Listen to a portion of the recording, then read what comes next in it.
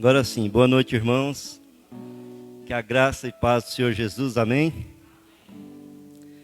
Hoje é dia de culto, estamos hoje desde manhã, já tivemos a escola dominical e agora vamos para o nosso culto a Deus à noite. Temos hoje visitas importantes, que vai estar trazendo a palavra para nós ficamos muito honrados com a presença de vocês e todos os demais aqui. Nós estamos iniciando um ano que, se for da vontade de Deus, será um ano repleto de alegria, de paz. 2020 foi um ano mais complexo, com algumas dificuldades, principalmente para a igreja, mas foi um momento também que Deus nos pôs à prova. E foi aqui que nós começamos a definir quem realmente são os crentes, e da agora para frente eu acredito que isso vai ser uma constante. Deus vai começar a separar o joio do trigo. E nós precisamos estar firmes, né? E aí que os crentes sendo fogo, é que os crentes vão começar a mostrar quem é o crente, né? E é nesse momento nós temos que tomar o nosso cuidado como crente, como servos de Deus. Vamos abrir, irmãos, a Bíblia no Salmo 1. Vamos abrir em Salmo 1, texto que eu gosto muito. Salmo 1, e vamos fazer a leitura do capítulo 1, do versículo 1 ao 6. Salmos, capítulo 1, de 1 ao 6. Eu vou estar lendo, irmãos. Os justos e os ímpios. Bem-aventurado o homem que não anda no conselho dos ímpios, não se detém no caminho dos pecadores, nem se assenta na roda dos escarnecedores. Antes o seu prazer está na lei do Senhor, e na sua lei medita de dia e de noite. Ele é como árvore plantada junto à corrente de águas, que no devido tempo dá o seu fruto, e cuja folhagem não murcha. E tudo quanto ele faz será bem-sucedido. Os ímpios não são assim, são porém como a palha que o vento dispersa. Por isso, os perversos não prevalecerão no juízo, nem os pecadores na congregação dos justos. Pois o Senhor conhece o caminho dos justos, mas o caminho dos ímpios perecerá. Bem-aventurado o homem que não anda no conselho dos ímpios. Esse salmo é um salmo que eu gosto muito dele. E ele, se nós olharmos para ele com uma visão um pouco maior, ele tem 3 fases nesse salmo. Primeiro, ele fala de salvação. E é algo assim de uma importância muito grande. Aquele homem que acredita, que busca e crê num grande Salvador, que é o Senhor Jesus, ele é salvo. A Bíblia nos ensina isso. Crê no Senhor Jesus e será salvo. Isso é uma alegria que nós temos, e se nós for falar aqui todo o caminho. Hoje de manhã a Grace fez um estudo que Cristo é o nosso centro. E veja que aquele que crê no Senhor Jesus, ele muda a sua vida. Na Bíblia fala que nós somos uma nova criatura. E a nova criatura, ele diz o seguinte: é bem-aventurado o homem que não anda no conselho dos ímpios, não se detém no caminho dos pecadores. A nova criatura, ela muda os seus hábitos. Ele não é mais o mesmo, ele não faz mais as mesmas coisas. Nós começamos o culto falando que o verdadeiro crente, a nova criatura, ele começa a mostrar para o mundo o que ele é. E aí é nesse momento que começa a separar o joio do trigo. E quando nós acreditamos no Senhor Jesus, nós passamos a ser separados. E nós passamos a ser luz, passamos a ser sal. E aquela pessoa que é salva no Senhor Jesus, ele começa a buscar santificação. E nesse texto aqui fala: antes o seu prazer está na lei do Senhor, e na sua lei medita dia e noite. O seu prazer não está no filme, o seu prazer não está na novela, o seu prazer não está no jogo, o seu prazer não está nos joguinhos, o seu prazer não está nos bares, o seu prazer não está nas farras. Mas o seu prazer está onde? O seu prazer está na lei do Senhor, na sua lei medita de dia e de noite. Então o homem se salvou em Cristo Jesus, graças à graça do Senhor Jesus, e depois ele busca santificação. E o homem que busca santificação na Bíblia fala que ele é como árvore plantada junto à corrente de águas, que no devido tempo dá o seu fruto. E é isso, irmãos. Nós estamos já no momento, esses dias o pastor nos falou que não podemos mais ser crianças perante o Evangelho. Nós temos que crescer. E aquele crente que cresce, que ora, que busca a palavra de Deus, ele começa a dar fruto. E o fruto, meu irmão, é trazer um novo irmão para a igreja, é ser luz, é ser sal, é dar o exemplo, é onde que tivesse uma pessoa separada. Isso é uma alegria muito grande para nós. E nesse salmo também ensina uma coisa triste, que ele fala que os ímpios não são assim, são porém como a palha que o vento dispersa. Por isso os perversos não prevalecerão no juízo. Aqueles que não creem, para nossa tristeza, eles infelizmente vão para o inferno. E isso é uma tristeza muito grande. Por isso que nós estamos aqui, para servir esse Deus maravilhoso, para servir um Deus que amou o mundo de tal maneira que deu o seu Filho unigênito para morrer por nós. E graças a Ele nós temos condição de estar aqui hoje. Isso é uma alegria, meus irmãos, que nós temos. Poder estar aqui graças ao Senhor Jesus. E o Senhor Jesus veio justamente para nos salvar.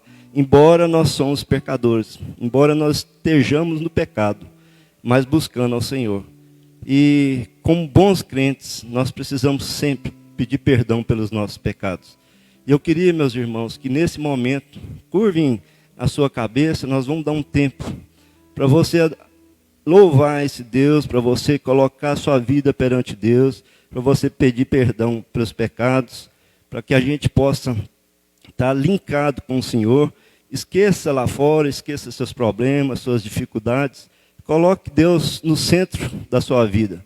Vamos orar e eu vou dar um tempo para os irmãos, para que possamos pedir perdão e colocar nossa vida perante Deus.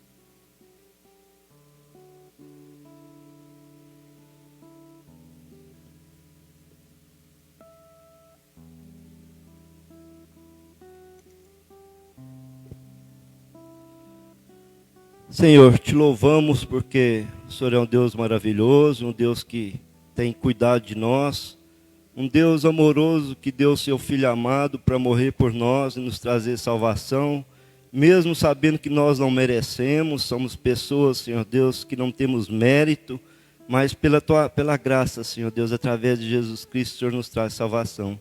E como este salmo, Senhor Deus, que possamos, ó Pai, ter o nosso prazer na Tua palavra, possamos ter o prazer no Senhor e possamos buscar ser mais imagem e semelhança do Senhor Jesus, ó Pai.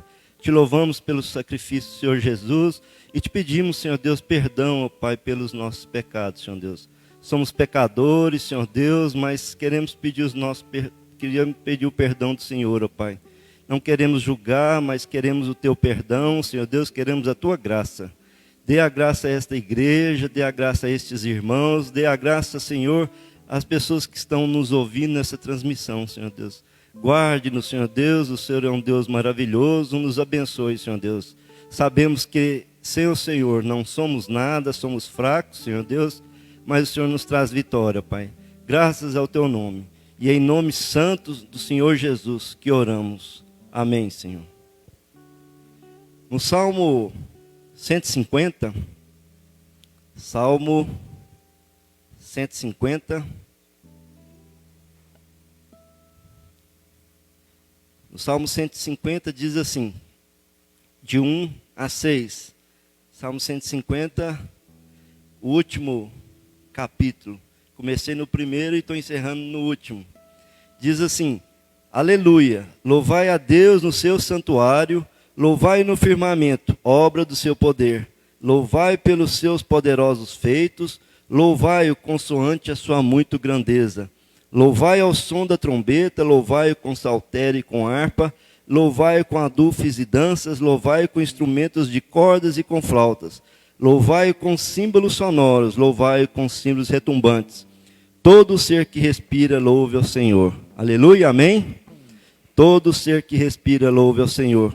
E é dessa forma que nós vamos caminhar aqui com o nosso grupo de louvor. Em nome de Jesus. Boa noite, igreja. Graças e paz, igreja, amém? Convida a igreja a ficar de pé.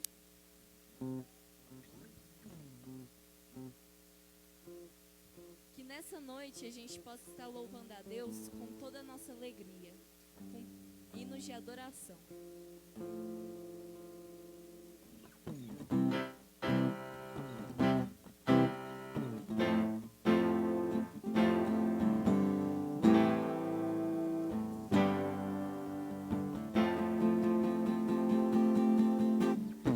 Eu te busco, te procuro, ó Deus. No silêncio tu estás. Eu te busco, toda hora espero em ti. Revela-te a mim, conhecer-te eu quero mais. Senhor, te quero ouvir tua voz. Senhor, te quero mais. Quero provar-te, tua face eu quero ver. Senhor, te quero mais.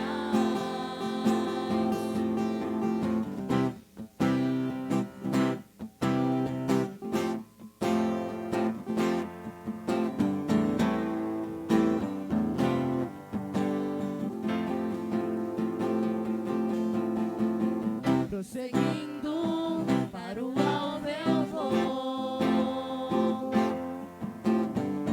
A coroa conquistar. Vou lutando, nada pode me impedir. Eu vou te seguir, conhecer-te eu quero mais. Senhor, te quero ouvir tua voz. Senhor, te quero mais.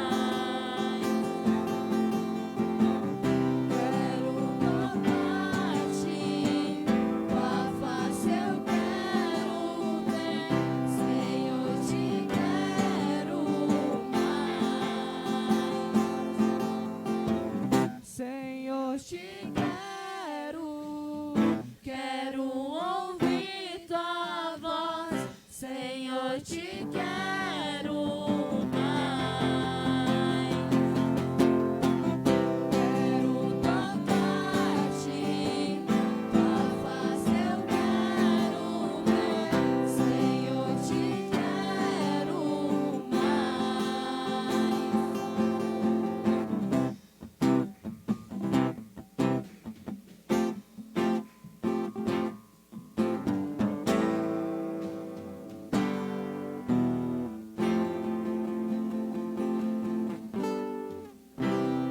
Que nessa música os irmãos que trouxeram os dízimos e as ofertas podem depositar no gasofilácio.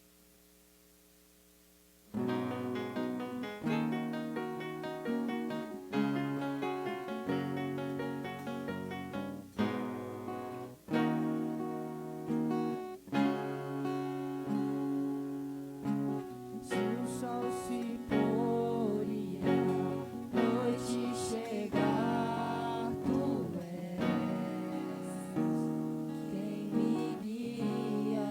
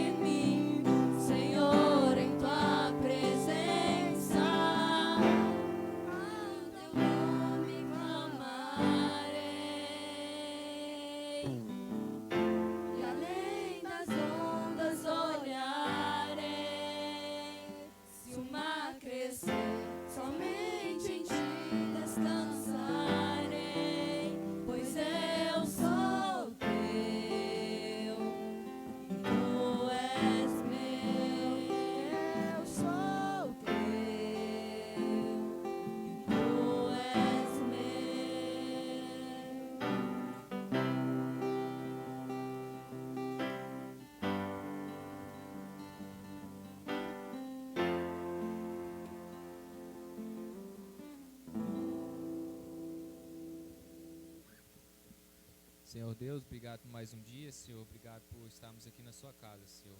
Quero te pedir, Senhor, que o Senhor nos dê sabedoria para termos entendimento da tua palavra agora, Senhor. É que eu te peço em nome de Jesus, amém.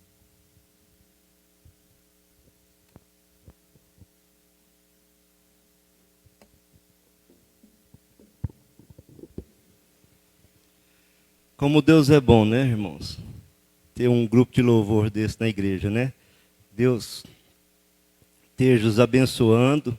A gente vê o quanto eles ensaiam, o quanto eles são persistentes aqui. Deus esteja abençoando. É muito bom saber que tem pessoas na obra do Senhor e trabalham com alegria.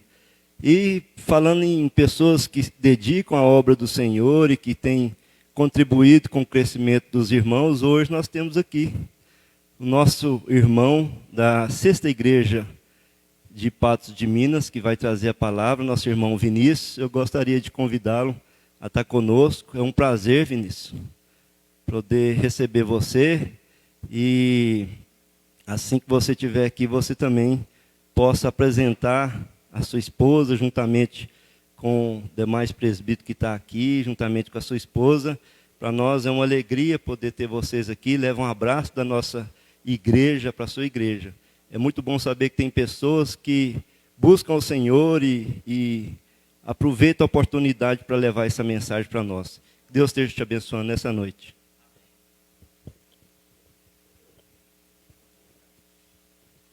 Queridos, que alegria poder estar aqui com vocês. Antes de apresentar o pessoal que veio comigo, eu quero mandar um recado para o pessoal que está assistindo a gente pela internet. Se você estiver pelo YouTube, não esqueça de curtir esse vídeo, porque isso impulsiona o vídeo para que ele seja apresentado para mais pessoas. Quando você curte um vídeo de culto, é como se você estivesse convidando mais pessoas para assistir o culto com você. E eu convido vocês a colocarem esse link agora nas suas redes sociais. Vocês que estão aqui também têm oportunidade para isso. Aproveita para divulgar o link agora nas redes sociais de vocês, para que mais pessoas tenham acesso ao que nós vamos falar aqui. Como eu disse, para mim é um prazer muito grande. O meu nome é Vinícius, eu sou presbítero na Sexta Igreja Presbiteriana de Patos. Eu aqui me sinto muito em casa. O grupo de louvor é praticamente todo da escola que eu trabalho. Então, eu fico muito satisfeito de rever vocês, que a gente ficou distante durante toda a pandemia, a não ser aqueles que viram os meus vídeos de gravação de pet, que ainda fica vendo a minha cara lá na internet. Mas fora isso, a gente está distanciado por causa dessa pandemia. Eu moro em Patos, mas trabalho aqui em Lagoa Formosa, na Escola Nossa Senhora da Piedade. Os que vieram comigo são aquela de branco ali, a minha esposa. Dá um joinha aí. Levanta, por favor. Mariana. A Mariana, minha esposa. Do lado dela está a Sinara. Todo mundo tem que levantar, é a norma. E ao lado dela está o esposo dela, que é presbítero na Sexta Igreja também, o William. Dizem que parecem comigo, eu acho que é muita forçação de barra, mas... Nós estamos aqui muito contentes, irmãos, de podermos dividir esse momento com vocês. Para começar, eu gostaria que vocês abrissem a palavra de Deus na carta de Paulo aos Efésios. Carta de Paulo aos Efésios.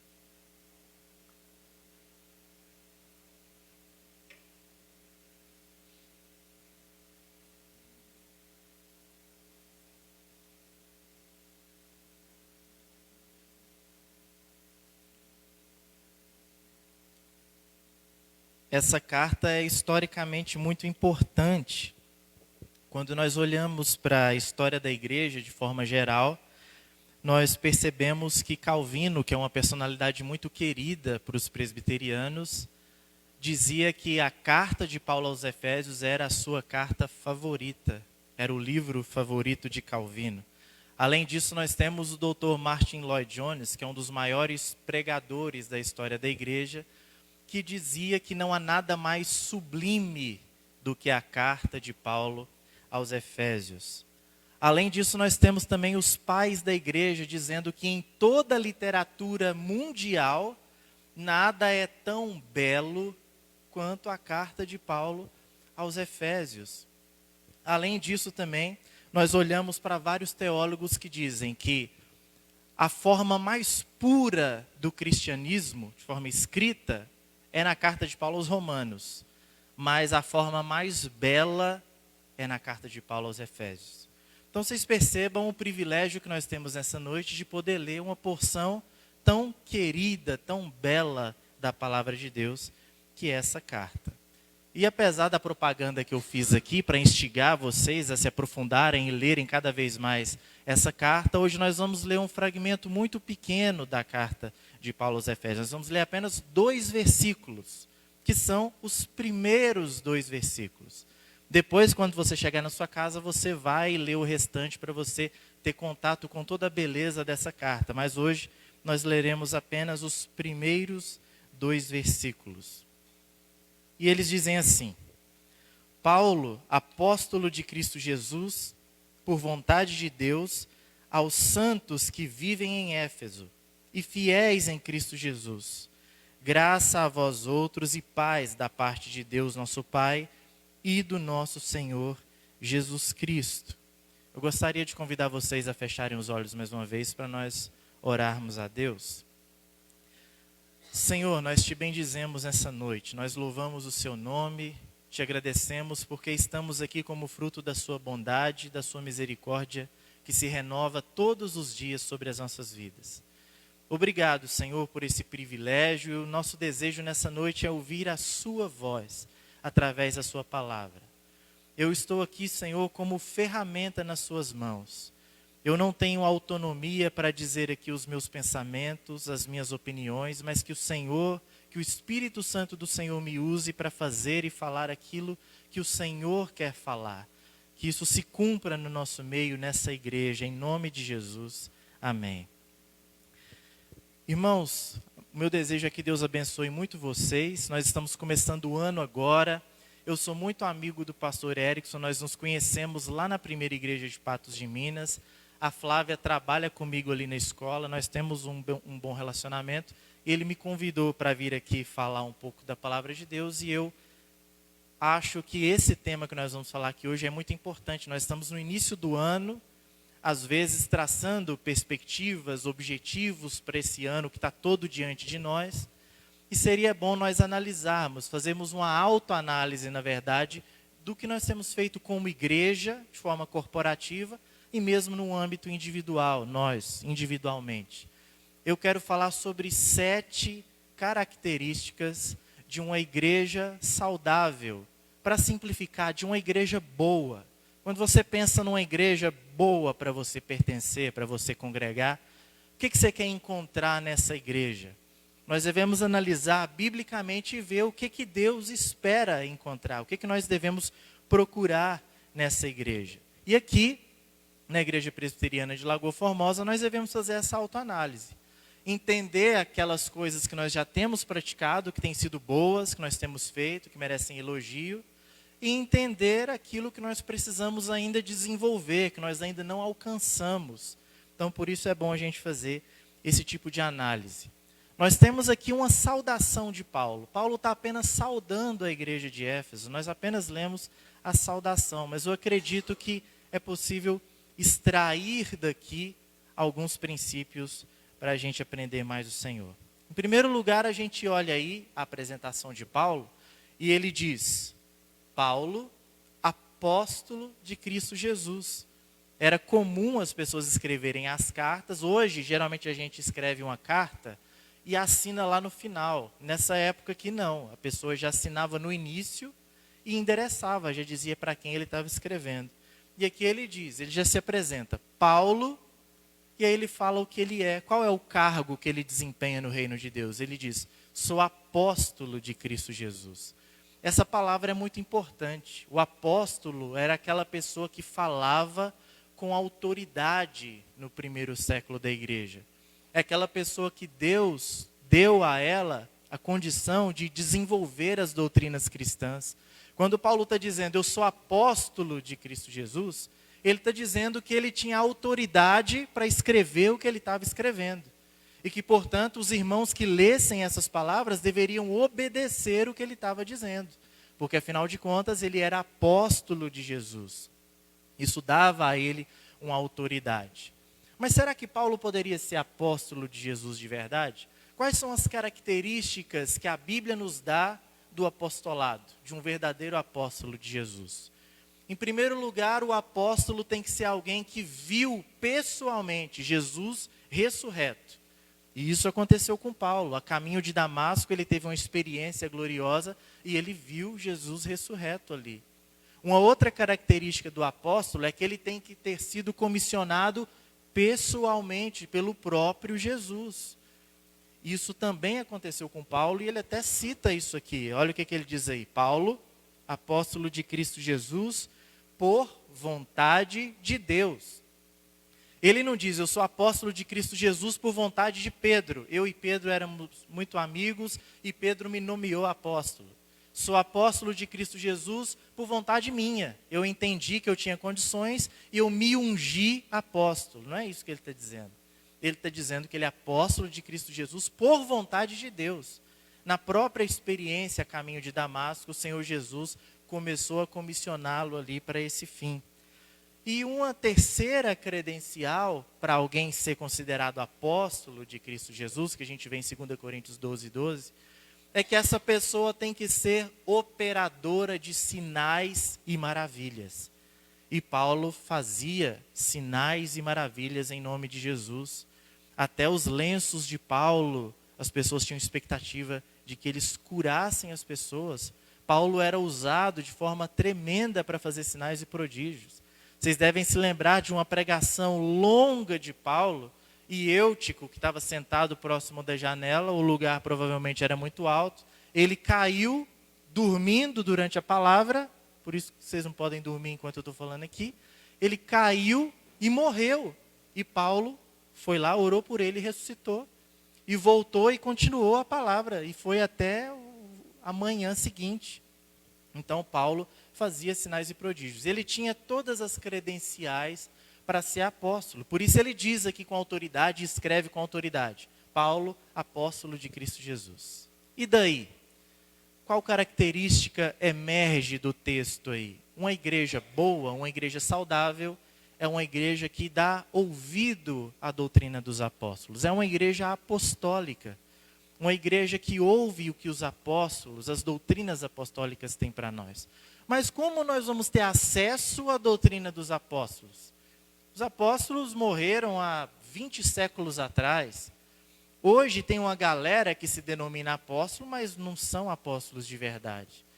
Por que eles não são? Por causa do que eu acabei de dizer aqui. Se nós olharmos as credenciais, precisa ter visto Jesus ressurreto. Só aí todos eles já caem. Precisam ter sido comissionados diretamente por Jesus.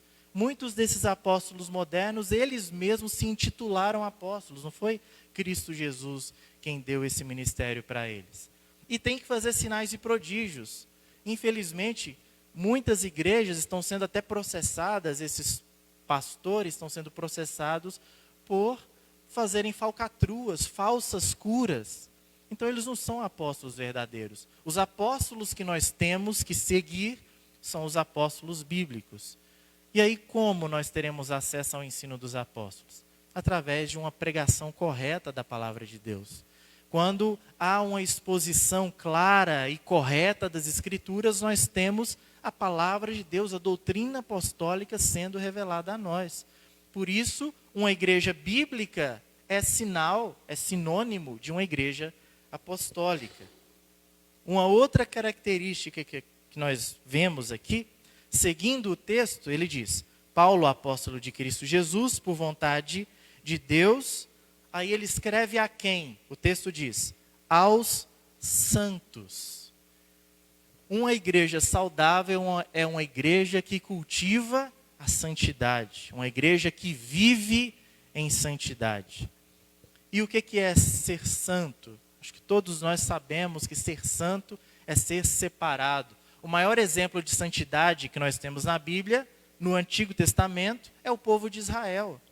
O povo de Israel, um povoado que surgiu da família de Abraão, depois de Jacó e por aí vai, esse povoado foi escolhido por Deus, não porque eles eram bons, Não porque eles tinham uma tecnologia avançada para o seu período, ou porque eles eram ricos em um grande império. Na verdade, o império indiano, o chinês no Oriente já tinha se desenvolvido muito mais que Israel. O Egito se mostrava muito mais propenso a ser um grande império do que a própria nação de Israel. Se nós olharmos o Império Babilônico, que na época já era um império na Mesopotâmia, mas Deus não olhou esse tipo de coisa. Deus escolheu o povo de Israel, por motivos que está no coração do próprio Deus, desenvolveu esse povo para que através deles nascesse o Redentor da humanidade, Jesus Cristo. Isso é ser santo, é ser separado por Deus para um determinado propósito. Além disso, um rapaz chamado Jonathan Edwards, um dos maiores avivalistas da igreja, ele vai definir santidade, ele vai dizer que o santo é aquela pessoa que tem simetria de caráter. O que é uma coisa simétrica? É uma coisa que é visualmente certa, uma coisa visualmente bonita. O santo é o que tem um caráter simétrico. O que isso quer dizer? Vocês devem conhecer, ou no pior dos casos, ser pessoas assim como eu vou dizer aqui. Pessoas que são zelosas pela palavra de Deus. Pessoas que são zelosas pela doutrina, que conhecem a Bíblia melhor do que ninguém. Pessoas que estudam teologia, que manjam muito disso. Mas são pessoas insuportáveis. São pessoas detestáveis. A presença dessa pessoa incomoda. Porque ela sempre se acha mais do que os outros. Ela sempre mostra a sua superioridade, o quanto ela sabe mais que todo mundo que está ao redor dela.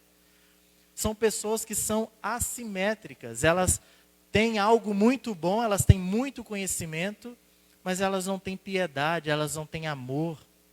Do outro lado, no outro extremo, a gente acha aquela pessoa good vibes, aquela pessoa tranquila, paz e amor, super positiva, aquela pessoa que aceita todo mundo, aquela pessoa abrangente, mas descarta o conhecimento da palavra de Deus, descarta o conhecimento teológico, acha que estudar a Bíblia, que vir em escola dominical, esse tipo de coisa não importa, o que importa é amor, basta a gente amar todo mundo e pronto. São pessoas assimétricas, elas puxam muito para um lado, mas acabam deixando a desejar do outro lado. Santidade, a igreja santa, é uma igreja que Deus espera encontrar em nós, encontrar em vocês aqui na igreja de Lagoa Formosa. Outra coisa que nós vemos aqui, olhando para o texto, ele escreve, aos santos que vivem em Éfeso. Onde esses santos vivem? Eles vivem na cidade de Éfeso. É para eles que Paulo está escrevendo. A cidade de Éfeso aqui, nesse momento, era uma cidade idólatra, uma cidade pagã, uma cidade que tinha nela uma das maiores construções da antiguidade clássica, que era o templo da deusa Diana, a Diana dos Efésios. E a gente não vê nenhuma recomendação de Paulo ou qualquer outro apóstolo dizendo, fujam da cidade de Éfeso, tem um templo pagão aí, fujam daí, não criem seus filhos na cidade de Éfeso. Saiam dos seus empregos e vão fundar uma vila cristã longe daí. Não é essa a recomendação de Paulo. Ele escreve às pessoas que vivem em Éfeso. As pessoas que criam seus filhos em Éfeso. As pessoas que desempenham seus talentos através das suas profissões em Éfeso. As pessoas que estão ali desenvolvendo e trabalhando para o desenvolvimento, participando politicamente daquela cidade. O que isso quer dizer para nós? Naquela época se falava, o idioma que se falava em Éfeso era o grego. Já há alguns séculos, desde Alexandre o Grande, ficou instituído naquela região o idioma grego. Vários lugares falavam grego, Éfeso era assim. E aí eu pergunto para vocês, em que idioma Paulo escreveu essa carta original? Escreveu em grego. Por quê? Porque as pessoas de Éfeso, para quem ele escreveu a carta, falavam grego. Isso é óbvio, isso é lógico. Mas o que a gente aprende disso? Que uma igreja saudável, uma igreja boa, em terceiro lugar, é uma igreja contextualizada, uma igreja contemporânea. O que eu estou querendo dizer com isso? Que a igreja fala na linguagem do seu tempo. É uma igreja que se expressa da forma que as pessoas do seu tempo se expressam. Eles falavam e escreviam em grego, Paulo escreveu em grego. Quando nós olhamos para essa lógica dentro dos nossos ciclos, a gente às vezes encontra uma distorção. Às vezes você vê igrejas tentando se comunicar numa linguagem ultrapassada. Você vê pessoas tentando apresentar para nós hoje uma igreja que está muito mais vinculada a um estilo contemporâneo do século XVI do que um estilo do século XXI, para falar com pessoas do século XXI, para falar com jovens e adolescentes do século XXI. Às vezes até o nosso linguajar é um linguajar de gueto, parece que a gente tem uma linguagem própria, só nossa.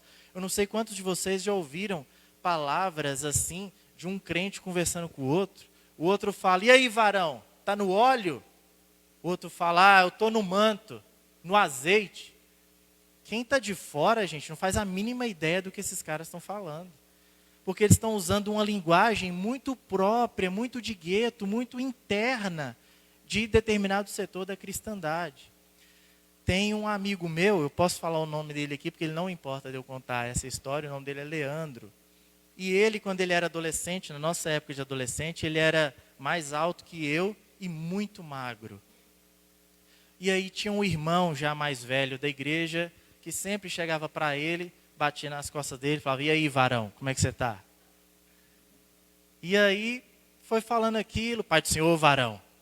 Ia cumprimentando ele, e ele era novo na igreja. Foi até chegou uma situação que ele chegou para mim e falou assim, Vinícius, preciso conversar com você. Eu falei, o que foi, Leandro? Ele falou, o cara nem me conhece, velho. Me chamando de varão aí, o que é isso aí? Eu falei para ele, Leandro, varão é só uma forma, como algumas versões da Bíblia, algumas versões mais antigas, chamam o homem. O homem é chamado de varão e a mulher é chamada de varoa. Ele, achei que ele estava folgando em mim. Eu falei, não, fica tranquilo. Às vezes a nossa própria linguagem coloca obstáculo nas pessoas. E além dessa questão da linguagem, além de meramente a questão da linguagem, nós precisamos como igreja nos preocupar com os nossos problemas atuais. Às vezes a igreja está tentando dar respostas para perguntas que nem são feitas mais. Às vezes nós estamos gastando energia para falar de assuntos que nem relevantes são. Tem vários meninos e meninas aqui que são da escola e presenciam isso, eu sou professor. E às vezes a gente vê alunos, há 2 anos atrás eu perdi uma ex-aluna que se suicidou, que se matou com 16 anos de idade. Na mesma semana onde outras 2 adolescentes haviam tirado a sua vida. Jovens estão se matando e às vezes a igreja está debatendo se pode ou não pode fazer tatuagem. Nós temos meninos às vezes que no calor da escola, às vezes à tarde, o menino com blusa de frio e não tira por nada. Aí a gente vai ver o que está acontecendo, o menino está se cortando, ele está sofrendo por algum problema familiar e ele está se cortando. E a igreja, ao invés de se preocupar com as demandas atuais, o que está acontecendo, o que as pessoas estão padecendo hoje em dia, nós estamos nos preocupando com coisas que não são nem um pouco relevantes. Uma igreja contemporânea é uma igreja que olha para a sociedade atual e procura dar respostas para as coisas que são elencadas na nossa sociedade atual. Nós precisamos nos preocupar com isso. Além disso, nós olhamos aqui para o texto e percebemos que essa carta é escrita aos santos que viviam em Éfeso e fiéis em Cristo Jesus. Qual característica que emerge aqui do texto? Uma característica de uma igreja relevante, de uma igreja boa, saudável. Essa igreja tem que ser fiel. Uma igreja que não negocia os seus princípios. Uma igreja que equilibra muito bem essa questão de eu preciso ser contemporâneo. Eu preciso falar na linguagem da minha geração. Eu preciso ser relevante para as pessoas que estão agora vivendo no Brasil, no século 21, em Lagoa Formosa. Mas eu não negocio a fé que eu tenho. Eu sou de Cristo Jesus, eu pertenço a Ele. A minha fé é inegociável. Nós precisamos agradar a Deus. Quando nós olhamos para a primeira carta de João, lá no finalzinho da Bíblia, capítulo 2 e o verso 6, ele vai dizer: aquele que diz que está nele, que está em Cristo, deve andar como ele andou. O parâmetro para nós andarmos, para nós vivermos, é Jesus, e nós devemos ser fiéis, andar como ele andou. E aí nós chegamos na quinta característica. Vamos fazer uma recapitulação aqui. Em primeiro lugar, uma igreja boa é uma igreja apostólica, é uma igreja santa, é uma igreja que vive contextualizada e que é fiel em Cristo Jesus. A quinta característica que nós vemos aqui começa no versículo 2. Paulo diz assim para os irmãos: graça a vós outros e paz da parte de Deus. Uma igreja boa é uma igreja que vive na graça e na paz de Deus. E essa ordem é importante. O Dr. Martin Lloyd Jones, no seu comentário, vai dizer que graça e paz, vir nessa ordem, foi exatamente como a nossa irmã do louvor ali cumprimentou a gente no início hoje. Graça e paz, irmãos, é um cumprimento bíblico. Às vezes a gente fica tentando, qual é o cumprimento mais bíblico? É graça, é paz do Senhor? O que eu falo? Você pode falar qualquer coisa, mas se a gente for olhar biblicamente, talvez graça e paz seja o cumprimento mais bíblico. Paulo utiliza muito isso. E essa ordem é importante, porque é impossível ter paz sem antes ter sido agraciado por Deus. Não é possível que a gente tenha tranquilidade no nosso coração se antes nós não tivemos o perdão de Deus no nosso coração. Essas coisas caminham junto. E a paz de Deus desce sobre nós. 2 Coríntios, o apóstolo Paulo vai dizer que em Cristo Deus estava reconciliando consigo mesmo o mundo.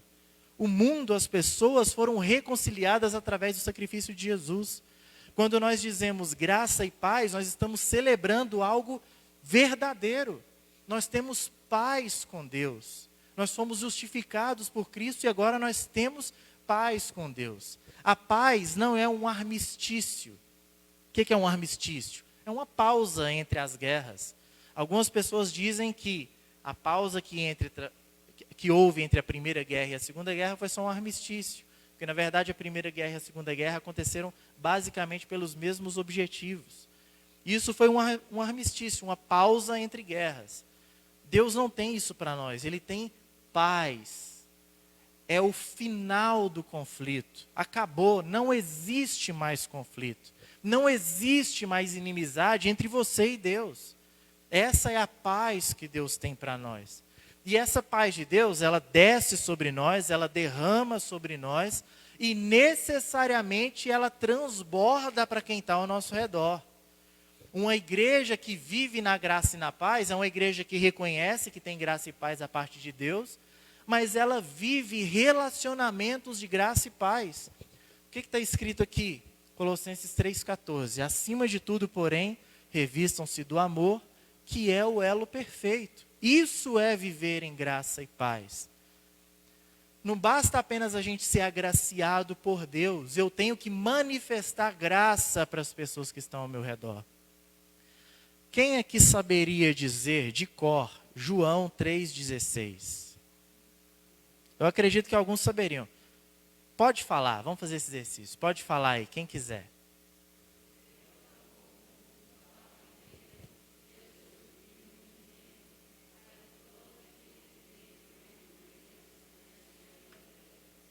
Perfeito, todo mundo falou, inclusive na mesma versão de Bíblia. Quem sabe dizer o que está escrito em 1 João 3,16?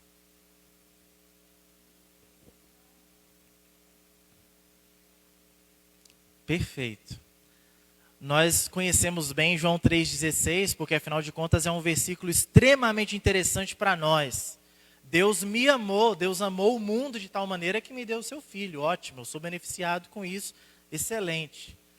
Mas 1 João 3,16 vai dizer: nisto conhecemos o amor, em que Cristo deu a sua vida por nós, e nós devemos dar a nossa vida pelos nossos irmãos. O amor de Deus tem que ser algo responsivo. Eu respondo para Deus, mas eu também transmito isso para as pessoas que estão ao meu redor. Uma igreja boa é uma igreja que vive na graça e na paz. Uma igreja onde as pessoas têm um relacionamento familiar. A palavra de Deus diz que a igreja é a família da fé. Não diz que a igreja é o time da fé ou a empresa da fé. Não.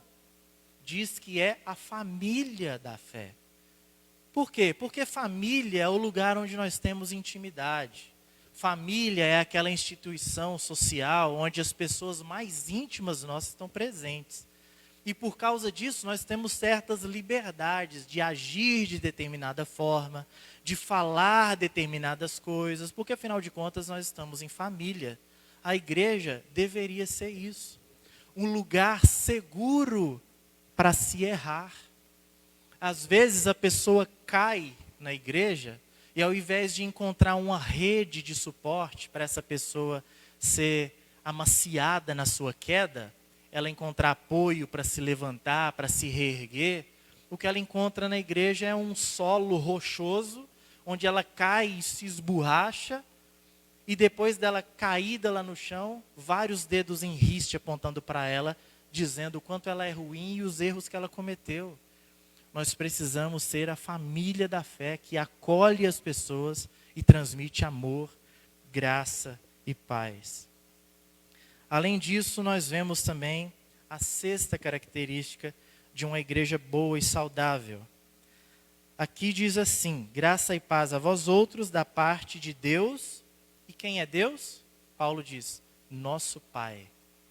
Muitas pessoas se relacionam com Deus de forma distante. Deus é o Todo-Poderoso, o Soberano, que está lá no trono, no seu alto e sublime trono, longe de mim, distante de mim, e nem se importa comigo. A teoria deísta é exatamente isso, de que Deus é um Deus frio, que deu cordas no universo, e soltou e deixou o universo correr por conta própria. Deus não é isso. Jesus apresenta uma face de Deus que é revolucionária para as pessoas da sua época. Ele apresenta Deus como o nosso Pai. A oração do Pai Nosso, Jesus que poderia dizer: meu Pai celestial, meu Pai que está nos céus. Jesus não diz isso. Ele democratiza a filiação de Deus, ele estende ela a nós. E ele fala para a gente: quando vocês forem orar, orem assim: Pai nosso que estás nos céus. Deus é nosso Pai. Deus tem intimidade para nós. Ele quer que nós vivamos uma vida de alegria, como você tem liberdade de chegar na casa do seu Pai. O presbítero começou a reunião aqui hoje falando sobre esse ano, a perspectiva da gente viver de forma alegre diante de Deus. E é assim que nós temos que procurar viver como igreja. Nós estamos diante do Deus Todo-Poderoso, que se quiser pode nos fulminar. Se não for misericórdia dele sobre as nossas vidas, nem levantar de manhã a gente levanta. Mas ele é o nosso Pai. Ele se importa com você. Ele cuida de você. Ele olha para as suas necessidades e faz aquilo que você pede para ele. Deus é o nosso Pai. E aí nós chegamos no final do versículo 2, que vai dizer: Deus nosso Pai e do Senhor Jesus Cristo. Paulo poderia parar em Deus. Deus é o suficiente. Deus o Pai é o suficiente. Mas ele menciona Jesus. E não há nada que nós recebamos que não seja por intermédio de Jesus. Tudo é através de Jesus. Se você agora for pensar nas bênçãos que você já recebeu na sua vida, tem um hino presbiteriano que diz: conta as bênçãos, dize-as quantas são recebidas da divina mão. Se você parar agora para elencar todas as bênçãos que você recebeu, nenhuma delas você teria recebido se não fosse o amém de Jesus Cristo para você receber. Todas foram através de Jesus. Paulo vai falar das coisas que nós recebemos através de Jesus nas regiões celestiais. Tudo é por meio de Cristo. Quando nós olhamos essa passagem aqui, John Stott vai dizer, ele vai observar uma coisa interessante. Ele vai dizer que Paulo estava aqui, nesses 2 versículos, é notório que Paulo estava intoxicado de Jesus. Jesus fazia parte de tal modo da vida de Paulo que era inevitável ele demonstrar isso. Nós lemos aqui um pequeno fragmento, 2 versículos, onde o nome de Jesus aparece 3 vezes. Em 2 versículos, Paulo teve que usar o nome de Jesus 3 vezes. Era algo que transbordava dele. Paulo era aquela pessoa que não conseguia falar muitas coisas sem mencionar o nome de Jesus. E aí nós olhamos para essa característica e pensamos, uma igreja boa é uma igreja apaixonada por Jesus. É uma igreja que transmite amor e devoção profunda por Deus. Quando nós olhamos homens e histórias do período da igreja, nós vemos, por exemplo, o que disse o Bernardo de Claraval no século XII, um monge da igreja cristã. Ele disse o seguinte: Jesus, o só pensar em ti enche o meu coração, enche o meu peito de doçura. Você já teve essa experiência de o simples fato de você pensar em Jesus te dá um friozinho no estômago? Aquecer o seu coração, você pensar em quem Jesus é e o que ele fez por você? Quando nós olhamos para Charles Wesley, já no século XVIII, o irmão de John Wesley, ele pedia a Deus, permita-me voar para o Senhor, pedia para Jesus, permita-me voar para o teu seio, Jesus, para que eu esteja contigo. Você já teve essa sensação de que lugar nenhum aqui parece que te cabe, não é o suficiente, você quer estar com Cristo.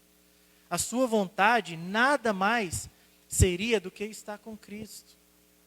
Tem uma história de Jonathan Edwards, que certa vez, no século XVIII, ele, um jovem, andava cavalgando, e aí ele disse que começou a pensar em Deus, e pensar em Jesus, e na obra de Cristo por ele, e o quanto Jesus era importante para ele.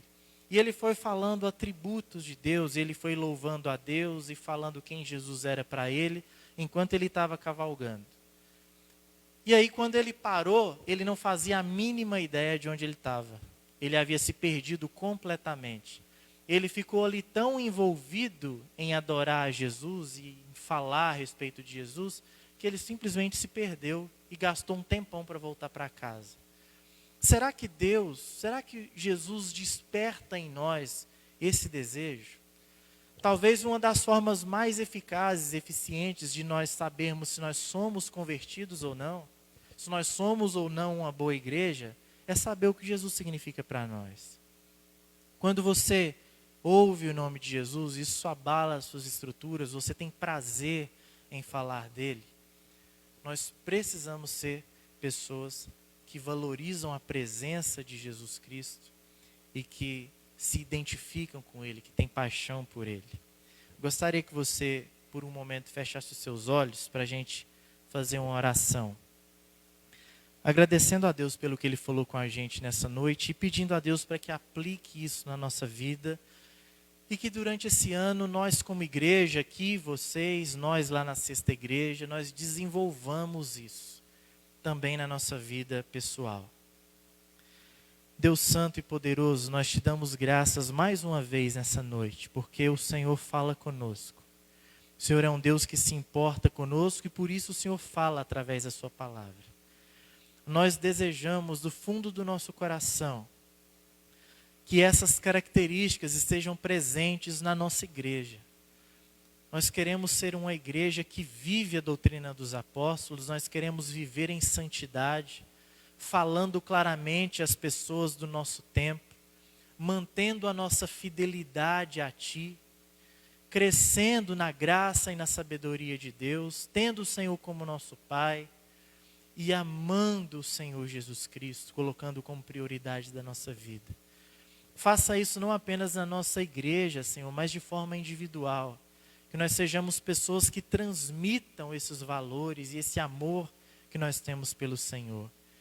Que essa igreja possa ser relevante para o contexto de Lagoa Formosa. Que esses irmãos aqui no trabalho deles, na escola, onde quer que eles estejam, em família, que eles possam transmitir essa paz e essa graça que vem do Senhor. Nós pedimos a Ti que o Senhor opere em nós tanto o querer como o efetuar, para que nós tenhamos desejo de buscar cada vez mais o Senhor. E te pedimos tudo isso em Teu nome, Jesus. Amém. Amém, queridos? Mais uma vez eu agradeço a oportunidade, agradeço o conselho da igreja, agradeço o pastor Erickson por essa oportunidade. Sempre que vocês precisarem e eu puder servir a vocês, será uma alegria. Muito obrigado.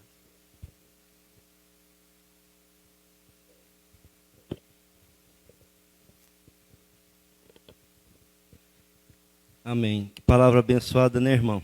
Como é bom. Queremos te agradecer, irmão Vinícius, varão. Deus esteja te abençoando.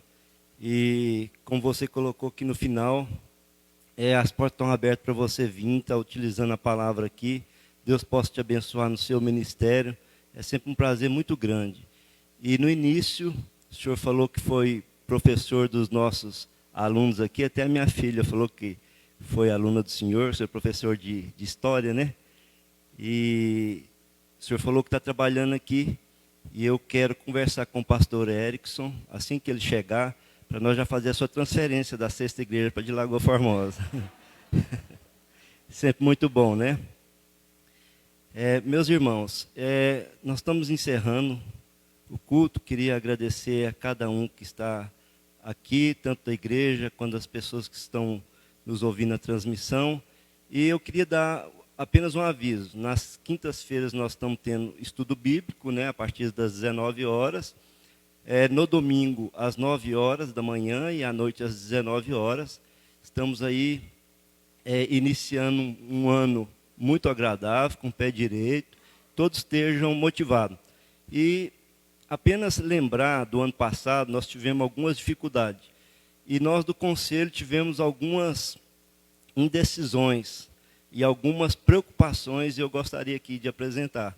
Nós começamos o ano, quando deu ali para março, abril, veio a pandemia, e nós tivemos que fechar a igreja, né, uma determinação. E foi muito difícil para nós, fechar a igreja, a gente preocupado com os irmãos, e isso foi avançando. E aí o pastor sempre, com o conselho, sempre preocupado.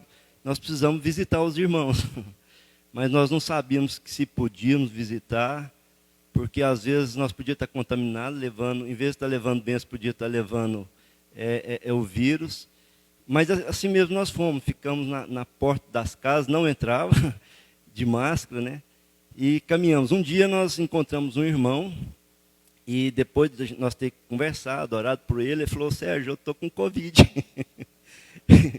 E aí foi um susto. Aí a igreja voltou de novo, abriu novamente, e de uma forma assim muito restrita, e começamos novamente as visitas, mas aí algumas famílias da igreja teve essa doença, e tivemos até óbito, né? Eu mesmo fui um que adoeci, e Deus nos abençoou. Amém. Mas a grande questão é que nós paramos com as visitas. Tivemos que parar. Nós ficamos preocupados. Mas nós sabemos... Deixa eu respirar aqui, porque eu sou emotivo mesmo.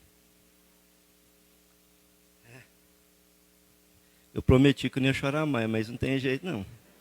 Os meninos aqui fazem aposta que tem sempre o choro. Eles ganham.